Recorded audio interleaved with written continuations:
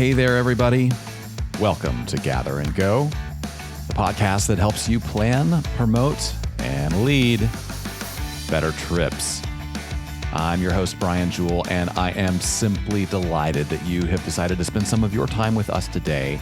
And as always, our promise to you is we're going to do everything we can to make that investment of your time worth your while.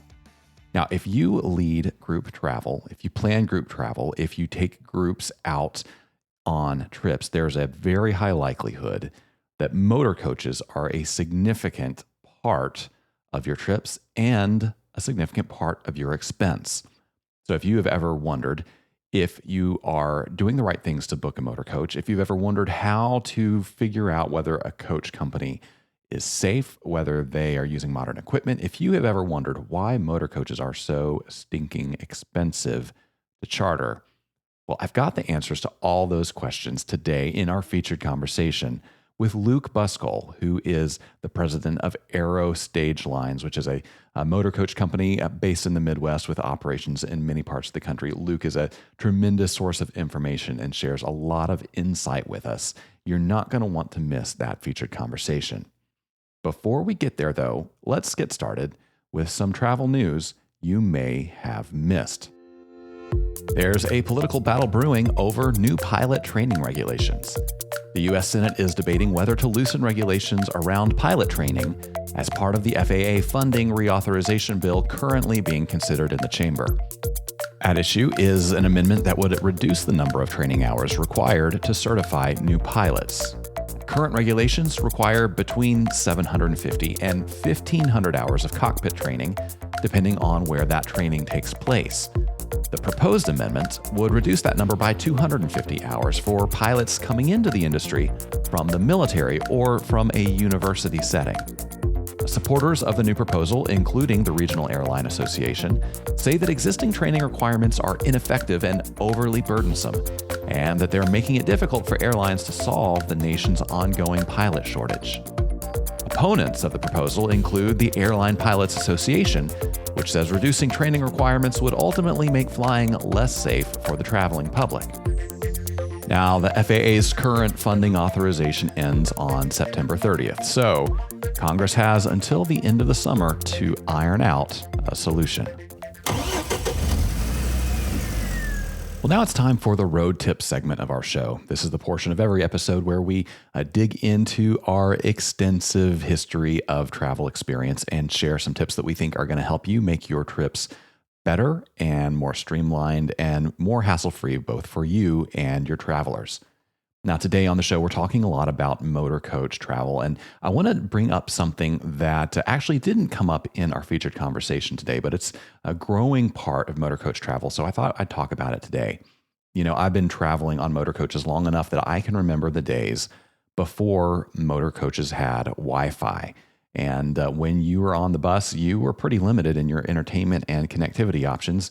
You could either watch or show a movie that the tour director was watching, or you could listen to music the tour director played, or listen to whatever lecture or commentary the tour director had to give, or you could bring your own entertainment. And I certainly did a lot of bringing my own entertainment. Nowadays, though, Wi-Fi is a selling point of many motor coach charters to the point where it's almost becoming required equipment for many, many people. Now, a lot of people don't understand exactly how Wi-Fi on a motor coach works, so I thought I would just give you a little bit of breakdown of what's going on there. So maybe it would help you understand when your Wi-Fi is serving your group well, when it's not serving your group well, and why that's happening. So what is Wi-Fi on a motor coach? Well, Wi-Fi on a motor coach is essentially just the same wireless internet network that you get on your cell phone. They are using basically a mobile broadband hotspot, like the kind that you could get from any major mobile carrier, and using some fancy gear to distribute that bandwidth across the entire motor coach via a Wi-Fi network. Now, this can be good or bad news depending on how you intend to use Wi-Fi.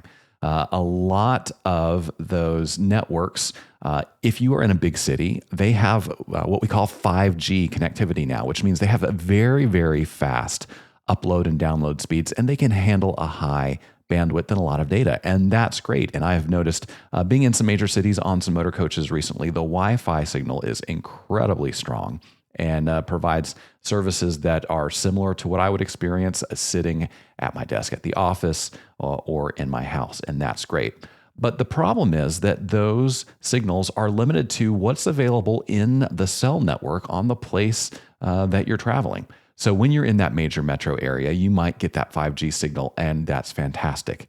When you leave that major metro area and are in smaller areas, you may not be on a 5G signal. It may drop down to something like LTE. It maybe even might drop to a slower and older standard like 3G.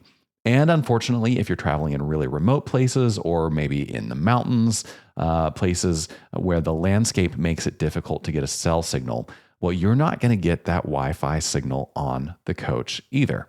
Now, that's not necessarily a problem. It's just something you need to know about. And if you have travelers who are relying on that Wi-Fi on the coach for things they're doing, you want them to know about that too. But let me give you one other tip. These networks, like I said, they're basically just using a broadband hotspot on a cell network. And a broadband hotspot can only handle so much traffic, even over 5G. So you really need to set your travelers' expectations for what they can and can't do with broadband. Now, if you don't have many high-tech, tech-savvy travelers in your group, it may not matter very much because many of them may not even bother connecting their phones or laptops, and the ones that do may not be doing a ton of data-intensive work with them. But if you're traveling with younger groups, if you're traveling with people who are consuming data all day, every day, streaming lots of music, video, things like that, what you're going to find is that if you have more than a handful of people connected to the network on the coach and streaming high bandwidth kind of information, it's going to slow down that network for everyone. So what I might suggest, if you are in one of those situations where you have a lot of people that are going to want to connect to the Wi-Fi, number one, set expectations. Let them know that in some places the Wi-Fi is going to be better than others, and that's just a function of the cell network. But number two, you might consider setting some ground rules because, as I said, if people are streaming movies, streaming music, that's going to eat up a lot of your bandwidth, and it means that other people hopping onto the network are not going to get the connectivity that they want or may need in that situation. So if you have a lot of Wi-Fi connected people on the bus, you might set some ground rules about what they should and shouldn't be doing over the Wi-Fi network. So things like posting a picture to Instagram, totally fine. Posting on Facebook, emailing, sending messages to people back home, that should be no problem for most motor coach Wi-Fi connections these days. But once you get more than a few people who are trying to stream video, movies, YouTube, Netflix, Spotify, anything like that, it's going to slow things down. So you might set a ground rule saying, hey, let's use the Wi-Fi for staying connected and not use it for streaming to make sure that everybody has access to it when they need it. I think you'll find your travelers will be really understanding about that. And if someone really wants to stream a show while they're on your motor coach, well, they can always do that over their mobile phone's broadband connection. Because remember, if they can get good Wi-Fi on the bus, that means they're in an area where they're probably going to get good data on their own phone. So I would encourage people to stream high bandwidth things via their own broadband connections and save that motor coach connection for things that are a little bit more essential and things that are also low bandwidth. And that is your road tip of the week. Now, before we move on, I want to take a second to share a little bit of news from us. Now, as you hopefully know, we do a lot more than just produce the Gather and Go podcast. Here at the Group Travel Leader, we produce a whole family of tourism travel magazines to help people like you plan great trips. And you know what? Sometimes we have content that we have planned for the magazines that doesn't fit in the magazines. But that's not a problem because in addition to our print magazines like the Group Travel Leader, also have a fantastic website and great e-newsletters to supplement what we do in print and to help you plan and promote and lead better trips. So when I find myself in a situation where I don't have room in print for all the great content that our travel writers have put together for you, well, we put that content on the web for you anyway, and it's a web exclusive. And we've got a couple of great web exclusive articles coming up right now that you can only get if you are a subscriber to our newsletter, the Group Travel Minute. The July-August issue of the Group Travel Leader, I had two great features that I simply did not have room for in print. One is a spotlight on tour attractions and hotels and restaurants and things in Iowa. A fantastic destination and a fantastic article for anybody who's interested in taking a group there. We also have a really cool article on interactive museum experiences that will give you some great ideas about the kind of activities you and your groups can do in museums as you travel around the country. Where you won't find those articles is in the print issue of the July-August issue. Where you will find them is on our website and in our newsletter, the Group Travel Minute.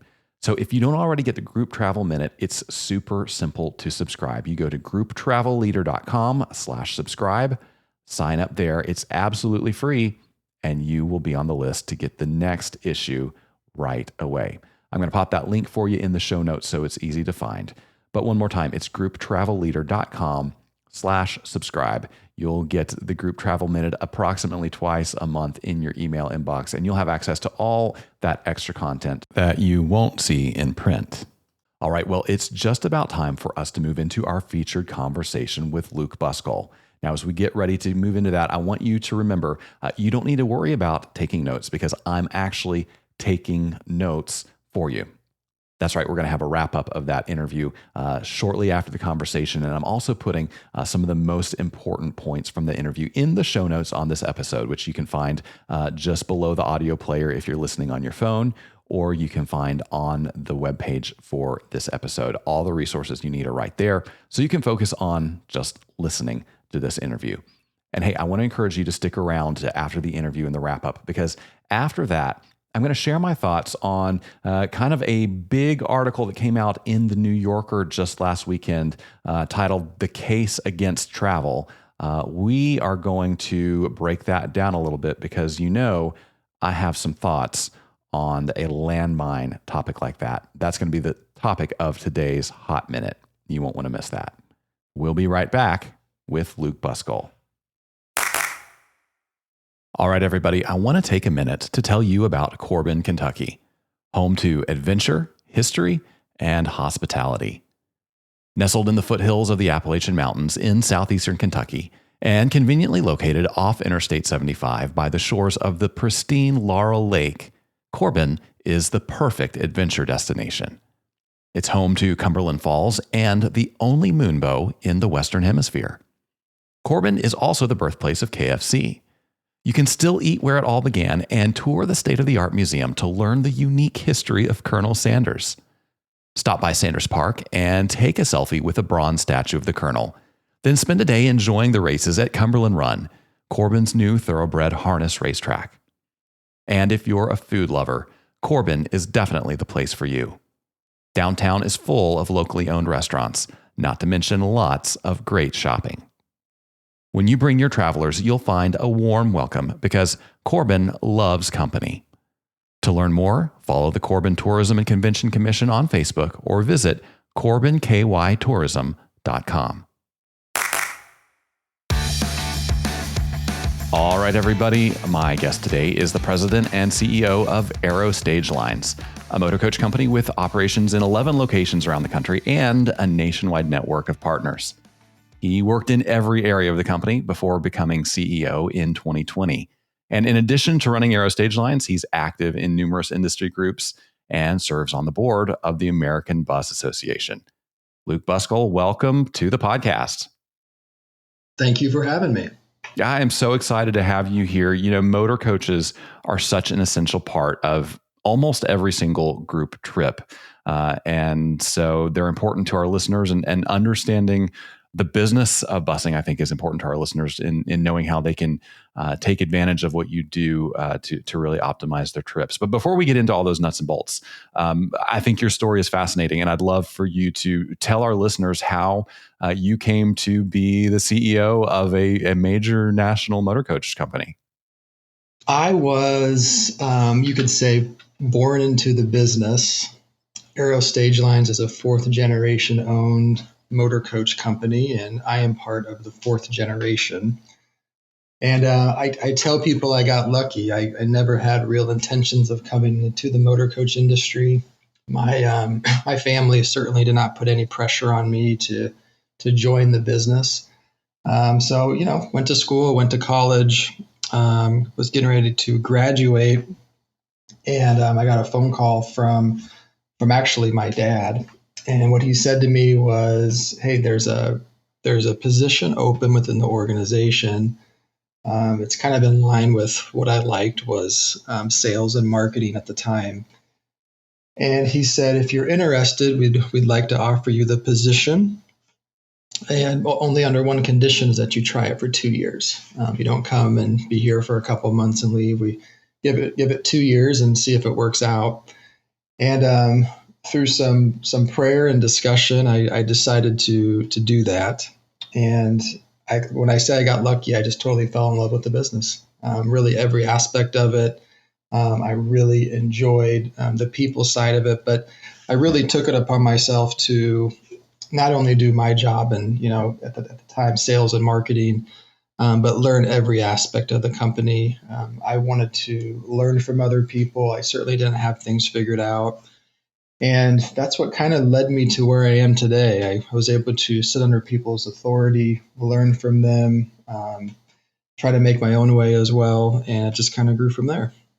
Yeah, that's wonderful. And that learning process included some time behind the wheel of coaches, didn't it? It did. Yeah, I still have my CDL today, but yeah, I started driving.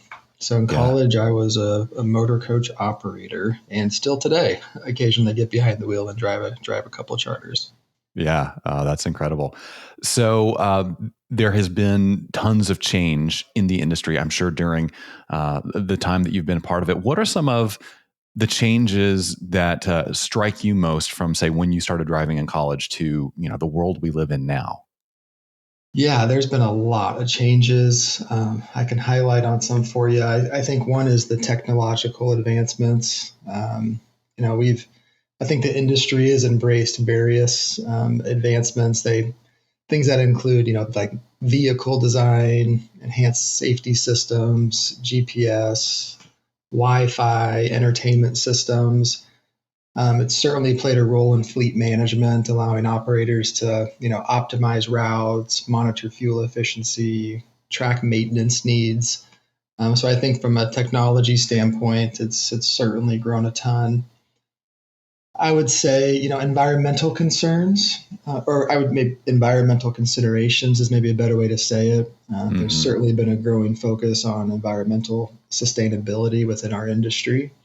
I've seen our manufacturers, play a major role in that in developing more fuel efficient engines and hybrids, and then now electric vehicles as well. I think the motor coach industry is very green, and I think it's certainly grown in many, many ways over the last 20 plus years. Also, safety and safety regulations and standards. I've seen those really ramp up, and that's a good thing. That's a really good thing. Certainly, the safety regulations have become more stringent, all at aiming to ensure passenger security. That would be, suproved brake systems. Seatbelts. For a while there was no seatbelts on motor coaches. Fire suppression systems, emergency exits. All these things are things that have been improved upon or new from a safety standpoint. And then I've also seen a lot larger focus on driver training. You look at our hours of service regulations from the government, the use of electronic logging devices is all new. And I believe it's all really, really good. I think it's helping make our industry a lot safer. Well, since you mentioned, electronic records and hours of service, that's something that I was hearing a lot about. Actually, right before the pandemic, it seemed like that was something that was a big issue. And then obviously, the pandemic changed the focus for a lot of people. But I've heard from some people who said, 15, 20 years ago when I got into this business, the drivers weren't such a limitation on a tour itinerary. And if a driver needed to kind of, fudge the logbooks a little bit to put in an extra hour or two to get us to, the next town, that wasn't a big deal, but now that's so much more difficult. Give us your perspective on how much that has really changed, or maybe it hasn't changed as much as people are kind of perceiving it has. It has absolutely changed. You have to be very, very cognitive of your itinerary, and you need to work within those guidelines to make sure your driver is legal. I'd hope that wouldn't happen, that people wouldn't fudge their logs, if you will. But now it's just not an option. So got to be really, really cognitive of that when you're planning your itineraries and work around that. Yeah. And so part of what that means is that a travel planner, a group leader may have an idea of the itinerary that they want to run and, the number of days in their head. But then when they actually go to charter a coach, there's a little bit of a reality check with the coach company, right? Where somebody in your organization looks at that itinerary and says, we can't go that far in a day. Is that kind of how it works? It is. I mean, it affects the motor coach company, but it also affects the driver directly. So those rules are they're very real, and they have to be followed. Well, let's talk about what that process looks like of somebody deciding they want to take a group trip. Maybe they've never chartered a motor coach before, so they know they need transportation. What is step number one in figuring out who do I call, what kind of bus is right for my group? It seems so daunting to someone who has never done it. So where do you start in that process? Yeah, I think there's some really good questions you should be asking motor coach companies when you look to charter a vehicle from them. Obviously, you can do a Google search and find the bus companies in your area that offer motor coach service. But I think the questions you ask really, really matter and help determining if the company's good or not. There's a lot of phenomenal motor coach companies in the motor coach industry, and there's some that could use some improving as well. So what are the questions I would ask if you were looking to charter a motor coach? I always kind of say this. I know this is really important to a lot of customers, but I would talk to a motor coach company about their record on timeliness. Meaning timeliness is very, very important to groups, and you can ask questions. Do you monitor and track your on-time performance? Is there a way I can track my vehicle? A lot of motor coach companies today should have. They can give you a web address to go to, and you can track the vehicle to see where it is. I just know that's so important for so many groups is timeliness. So I think that is something I would be talking about. The other one is certainly safety. I would ask them, you can always ask generic questions and they're going to give you a generic answer, but I'd be asking for more specifics about safety. Things like what steps do you take and what do your drivers do for training? What does that look like in your organization? You can go out to the FMCSA website and get an actual safety score from the government on that motor coach company and how they're performing. So I think safety is a big one. Things like, how do you handle bad weather, other unforeseen circumstances? How does that go down? How do you ensure your vehicles are safe? And I'd be looking for more specifics rather than generic answers. Have them back it up with data. I think that's really, really important.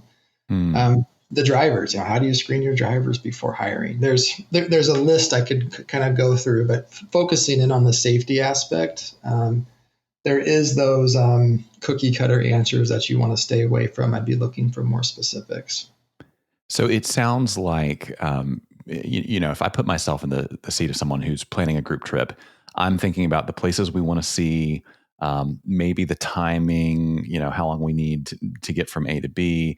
I'm thinking about our hotels and meals and stuff. And probably in my mind, I'm assuming there's not going to be any big problems, that everything's going to go right. But it sounds like you're saying I need to actually put on that worst case scenario hat and ask some questions about, if there is a disaster, if there is bad weather, if there is an emergency, does this coach company have the proper plans in place? Is that kind of what you're saying?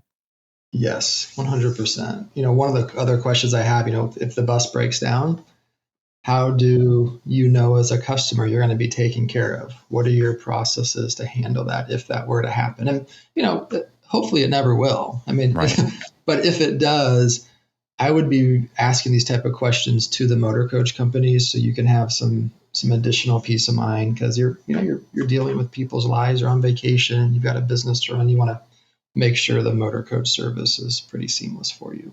So, how far in advance of a trip should that travel planner start working on their charter? That's a good question.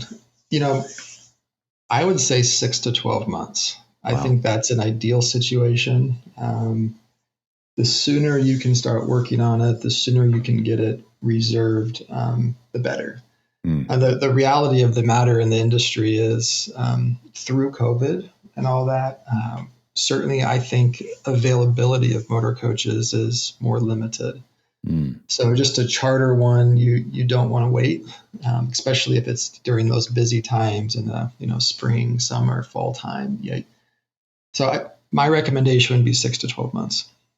Availability is maybe more difficult to get now than pre-COVID. What is driving that? Is it demand? Is it equipment? Is it not enough drivers? Just a whole brew of things. How do you see that happening? So what happened during COVID? This is my understanding. I don't know what the exact numbers are, but I believe on record there was somewhere around 2,500 motor coach companies nationwide, to provide motor coach service. COVID hit, and we all went through that. It was very, very difficult for the motor coach industry. Mm-hmm. And one of the things that the motor coach industry received from the government was some specific funding. It was called CERTS. And when you look at the motor coach industry, you look at how many people applied for CERTS. This is money that the government gave bus companies to help them survive, but anybody in the industry had access to this money. It was fairly simple to apply for. And if you're a motor coach company, you would have done it. And from my understanding, there was a little over 1,000 motor coach companies that applied for it. So that would tell you, certainly our availability of equipment and companies have shrunk. So there's definitely less equipment out there. The other issue in the industry is drivers. There's not as many motor coach operators. It hasn't dried up. Companies are still hiring and promoting, and there's world-class motor coach operators out there. It's just normally you would have think of it, class sizes. This is a generalization, but could easily be 50 to 75% less than they were before. Wow. Yeah. I want to talk more about what's going on with drivers. Again, before the pandemic, we were already talking about a driver shortage. And, the pandemic certainly exacerbated that. Can you help us understand why we are experiencing a driver shortage that maybe we weren't experiencing in the same way 10 or 15 years ago? I wish I had the real answer to that for you. I think that's something we're all trying to figure out. Yeah. I think with the motor coach operators, I think it's for a younger person that has a family life, maybe a wife and some kids. It's a hard lifestyle. So when you look at the new entry of people coming, with the millennial generation, if you will, you can make some money as a motor coach operator. You can see the world. It's very, there's a lot of really fun aspects to it, but you're just not home. Yeah. So I think that is limiting in some ways when you look at new entries of people that saying, hey, I want to be a motor coach operator for my career. Yeah. So that I believe that plays into it some. And then you look at pay. If you look at other CDL driving jobs out there, a lot of times you can find, if you just want to make money, which we all know that's not what it's just about, but you can go drive other vehicles and make more money than as a motor coach operator. Now, I think that's changing. I think our industry is starting to pay a lot better. You look at tips. I think that's really changing, but I think that definitely can play into it. If your culture, if your company doesn't have the right culture, you don't care for your people, and it just becomes all about money. There's ways to make more money if you have a CDL than driving a motor coach. Yeah, that's a good point. So culture is something I know you think a lot about, and your company invests really intentionally in culture and your drivers. Tell us how you find drivers, because despite the nationwide shortage, you guys are still able to staff your fleet and not only staff it but connect drivers with tour groups. So how do you find those people who are not only, of course, safe and experienced drivers, but also have the right personality for the travel and for dealing with the people? I can tell you that whenever we want to bring in a new team member into our company, we look at 4 key characteristics of an individual. And we believe if they embody these 4 key characteristics, they're going to be really, really successful. So the first key characteristic is that they're safe. So there's a lot of ways we measure their safety. You can obviously, referrals, you look at their driver qualifications, their experience. The second thing we look for is we look for a team member to be humble.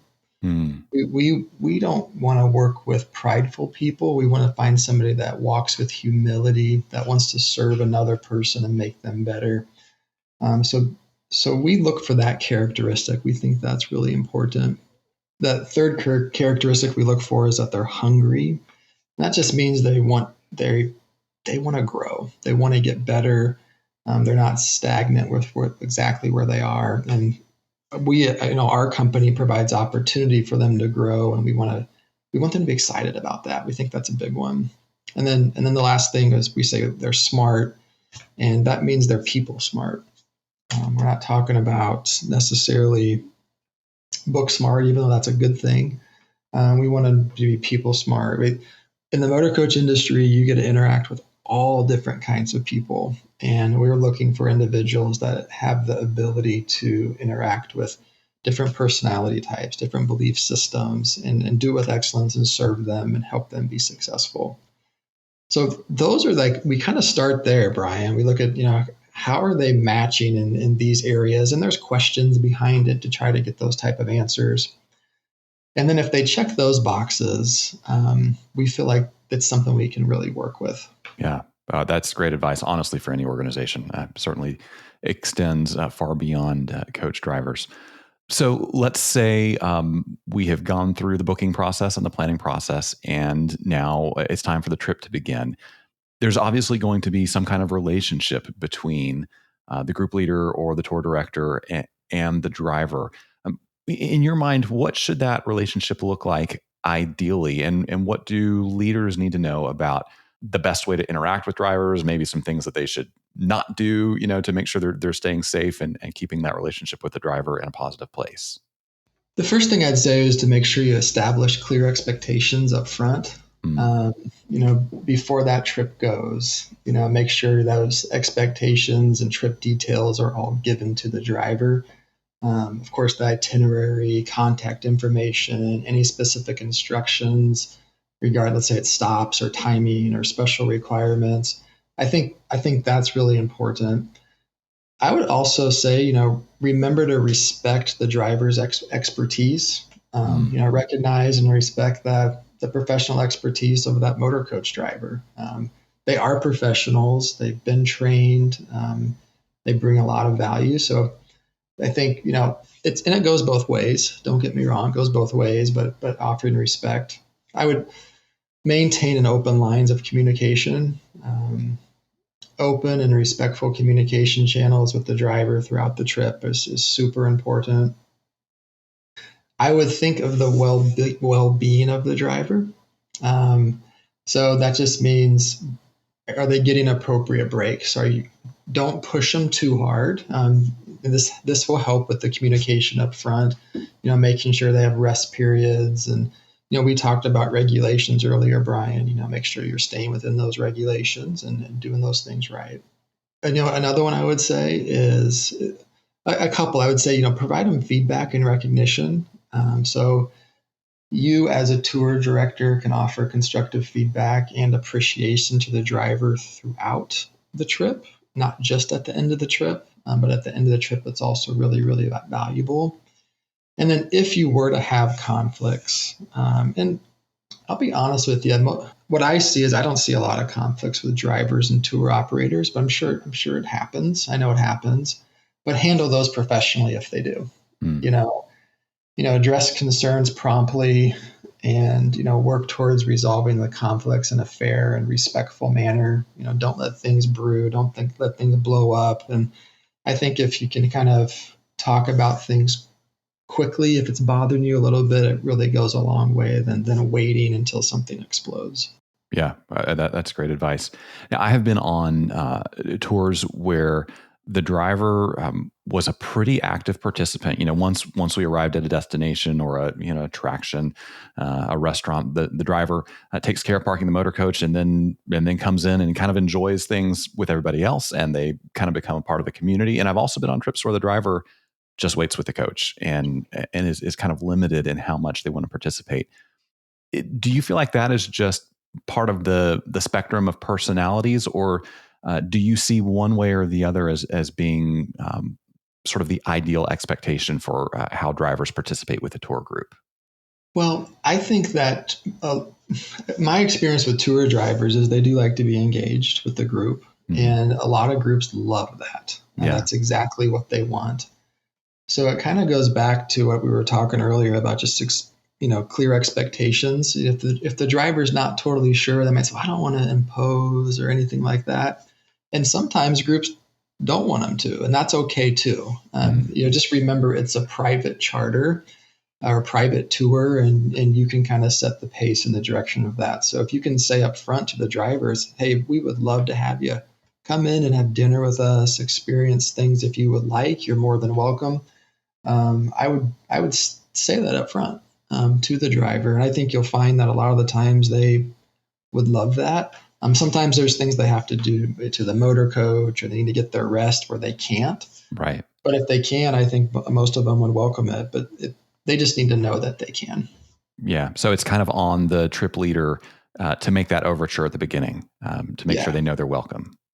Absolutely. I think so. Yeah. So cost is always a factor in booking travel. And everybody I talk to right now says, the cost of motor coach travel has increased significantly. So can you help us break down what people should expect a pricing structure to look like for a charter? And I know it's going to be different in different geographical areas. There's lots that goes into it, but what are some of the fundamental things that are going to affect the price of a charter when someone books? Yeah, the first thing I would say is certainly market conditions and demand.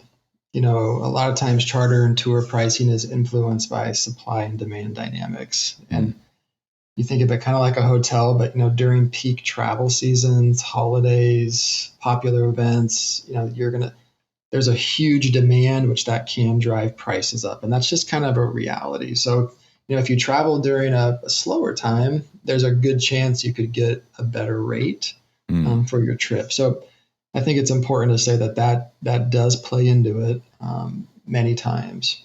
Now, everything else in our industry has gotten more expensive. Right. So that's why prices have went up. So look at fuel. You can just start there. You look at diesel fuel costs and the way that's really skyrocketed. It's still very high today. Another one is labor and driver costs. We talked about how we're, as an industry, getting our driver pay a lot higher and well-deserved, by the way. That's not a bad thing. Mm-hmm. But then also labor for mechanics and salespeople and dispatchers. It's a lot more expensive. And I'm not saying that's necessarily a bad thing all the time, but it is. You look at insurance, you look at all these things, everything has went up in price. The vehicle maintenance and the cost to operate it has definitely went a lot higher. I mean, buying a new motor coach these days, Brian, is upwards of $700,000. Holy cow. So these are expensive vehicles, and to maintain them is also expensive. And, you're dealing with supply chain issues, you're dealing with shipping, you're dealing with all these things, and it's just went up. Inflation. We haven't talked a ton about inflation, but it's real. It's real in the motor coach industry. Just our general costs. You look at your financial statements. Like every line item is just up a little bit, and it's not.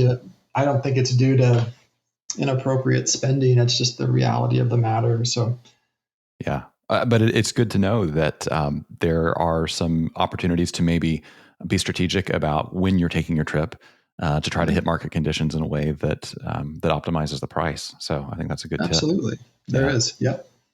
So I know that in addition to everything it takes to run Arrow Stage Lines, you're also kind of involved, certainly deeply in the transportation industry, but specifically doing some things to help other motor coach companies just get better at the things that you guys have gotten really good about. So tell us about some of those efforts, and if anybody wants to learn more about them, how they might be able to connect with that. Yeah, thanks. We launched a company called Miles Ahead online training for motor coach companies. And the website is milesahead.training. And in essence, we started this company to provide online training for motor coach operators. So for a bus company, and if you hired a new driver to your company, they could do all their new driver training through our system. And then we also had continued education courses that you can give to your drivers on a monthly basis or quarterly basis. It's kind of up to you to improve your driver skills and make them safer. I think it really has been kind of a win-win. And as we've developed this company, it's turned into a lot more than just driver training, though. Now we have courses available to motor coach companies that are around customer service, dispatcher training. We talked about hiring, attracting new motor coach operators and retaining them, marketing and sales training for bus companies. So it's all for the motor coach industry, and it's something that we know really, really well. It is a side company from Arrow Stage Lines. They have their own staff, and they're just kind of working and developing and working with companies. So it's exciting, and we're glad to be able to offer it. Yeah, wow, that's wonderful. And for people that may be interested in reaching out to your team about an actual charter, give us a rundown of the areas you operate and how people can best connect with the company. Yeah, the best way to connect with the company is just through our website. It's arrowstagelines.com. And yeah, we offer, like you said earlier, we have 11 locations. We're in Las Vegas, Nevada, Phoenix, Arizona, Denver, Colorado, Fort Collins, Colorado, Omaha, Nebraska, Lincoln, Nebraska, Norfolk, Nebraska, and then Des Moines, Iowa, Topeka, Kansas, Manhattan, Kansas, Kansas City, Missouri. Yeah. So yeah, if you're in any of those areas, we have motor coach service. We'd love to serve you. Brian, we didn't talk about this much, but we also own and operate a tour company. I don't know if I've told you that or not, but we have a tour company that offers nationwide tours. And we also have a consulting company that you mentioned earlier that we work with motor coach companies across the U.S., and we do. And so if anybody's looking for motor coach service and that just a one-stop shop, if you will, that company is called Arrow Nationwide Ground Logistics Angle, and we take care of people nationwide. Yeah, wow, that's great. Amazing menu of services you guys offer. So before we let you go, we have some questions we ask everybody, and these are just for fun. So you can answer off the top of your head. When you travel, whether it's on a plane or in a motor coach, do you prefer a window seat or an aisle seat? Window all the way. Yeah, just love that view. I do like the view. yeah, can't argue with that. So what's one thing in your carry-on that you wouldn't travel without? My noise-canceling headphones. Crucial. Okay, so if you had a free pass on an airline or a rail line or a bus line or any kind of transportation, but you could go anywhere free and you had a week with nothing else to do, where do you think you would head? I would be off to Europe for sure. And likely I haven't been to Paris yet. I would love to go to Paris. So that would be my spot. Yeah. Wow, that sounds great. So finally, what's something that you have seen or done on the road that you wish you could go back and experience again with somebody you love? Oh, that's a really good question. Okay, so I would say Vienna, Austria. Mm, I went to Vienna on an insurance trip, and Vienna is a beautiful city, and it's also where classical music was formed. And yeah. my wife is a classical pianist, and she couldn't go with me on that trip. And I want to take her back to Vienna. That's what I would do. Yeah. Sounds like you need to put that in place for a big anniversary somewhere down the line. Get that trip going. 100% agree. Yeah. Awesome. Well, Luke, it's been wonderful to have you. This has been super helpful. Thank you so much for joining us. Yeah. Thank you, Brian. Well, I sure hope you enjoyed that conversation with Luke Buskell. What a great guy and a great source of information for anybody who is involved in group travel and uses a motor coach as part of their travel programs. Now, Luke said a few things that I want to come back and hit again because I think they're really important and really helpful, and I want to make sure you don't miss them. And when we were talking about how to pick a good motor coach company, Luke said, the questions you ask really matter in determining whether a company is good or not. He said, I would talk to a motor coach company about their record on timeliness. Ask if they monitor and track their on-time performance. And is there a way I can track my vehicle? And he went on to say, I would ask for specifics about safety. What do your drivers do for training? How do you handle bad weather? How do you ensure your vehicles are safe? Look for specifics and have them back it up with data. This is such important information from Luke because it's easy to assume that every motor coach company is roughly the same when it comes to safety and timeliness and things like that. But we know for sure that that's not the case from the data out there. And your travel program and the lives and the trust of your travelers are too important for you to entrust them to people that you don't know for sure have a great track record. And part of you knowing about their great track record comes from asking great questions. And when we were talking about driver pay and the issue with the ongoing driver shortage here in the US, Luke said, if you want to just make money, you can go drive other vehicles and make more money than as a motor coach operator. If your company doesn't have the right culture and you don't care for your people, well, there are ways drivers can make more money. You know, this is such a critical point because in the motor coach space and in the tour and travel space specifically, we're only ever going to be able to pay drivers so much. Now, driver pay is going up. I think that's an important part of solving the driver shortage. But Luke's absolutely right. If somebody just wants to drive to make the most money they can, there are always going to be other industries that pay drivers more. And that's why, as Luke said, culture matters so much. So if you own a motor coach company, the culture you create for your drivers can be a make or break factor in their job satisfaction and whether they are willing to stick with you. And even if you don't own coaches, if you simply charter them, the culture that you create with your driver on the road can really make a big impact on whether they are willing to work with you again or whether they decide to get out of motor coaches and go do something else. Now, speaking of that, when we talked about working well with drivers, Luke said it's important to establish clear expectations up front.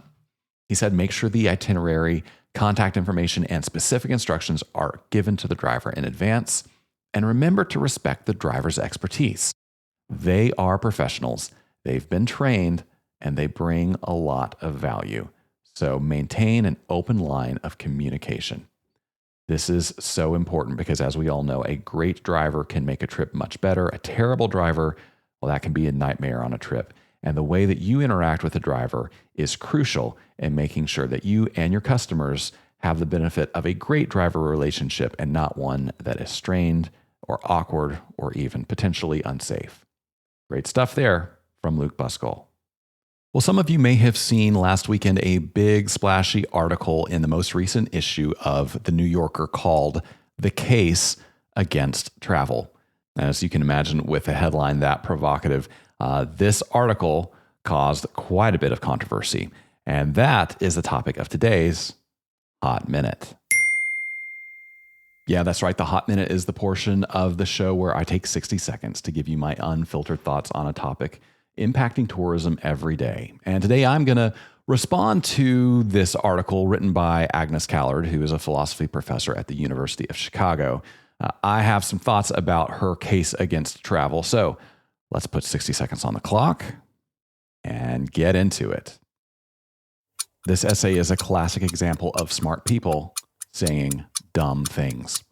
In this essay, Professor Callard makes the case that most travel amounts to simple locomotion, and she says that if a trip doesn't create measurable change in the traveler, it's basically worthless. Well, my answer to her is, if that has been your experience with travel, you've been doing it wrong. See, travel exposes us to the beauty of creation, and seeing a place in a photograph is a poor substitute for being there in person. But maybe more importantly, travel also gives us the opportunity to connect with people who aren't like us. And that's something we very badly need right now. You know, travel fulfills the sense of adventure that so many of us were born with, and it broadens our perspective on the world. My experiences traveling, especially when I was really young, had deep and lasting impacts on the person I would become. So if Professor Callard can't see the value in that, all I can say is that maybe she should just stay home. Well, that's the Hot Minute for today. As always, you are free to disagree with me, and we can still be friends. But hey, whether you agree or disagree, we would love to hear from you. You can send your thoughts, questions, opinions, comments, hot takes to me at podcast@grouptravelleader.com. I read every email that comes into that address. I would love to hear from you, to know what you think of the show, to hear what questions you have, what's on your mind. And hey, you never know. Your thoughts or questions might just be the topic of the next Hot Minute. And hey, while you're in the mood to give us some feedback, would you do me a big favor? Would you go to your favorite podcast player? And first of all, if you haven't already followed or subscribed to the show, do that now. And then give us a review, leave us a rating. Those are super helpful in getting the word out about our show. My thanks goes out to all of you who have done that already. My thanks as well to Luke Buskell for joining us today. On the next episode of Gather and Go, I'm going to bring you a conversation with Jessica Flores from Tourism Cares. We're going to talk all about meaningful travel and what it is shaping up to be in the future and how it is going to impact all of us as we move forward together in the tourism community. You're not going to want to miss that. Until then, though, remember this. At the end of the day, we are all on this trip together. So let's make it a good one. See you next time on Gather and Go. Gather and Go is hosted and executive produced by me, Brian Jewell. Our publisher is Mac Lacey. Danya Simmons is our creative director. Ashley Ricks is our circulation manager and graphic designer. Our sales team is Kyle Anderson and Bryce Wilson. To advertise on the podcast, call Kyle or Bryce at 859-253-0455. Gather and Go is a production of the Group Travel Leader. For more information on our podcast, magazines, and events, visit us online at grouptravelleader.com.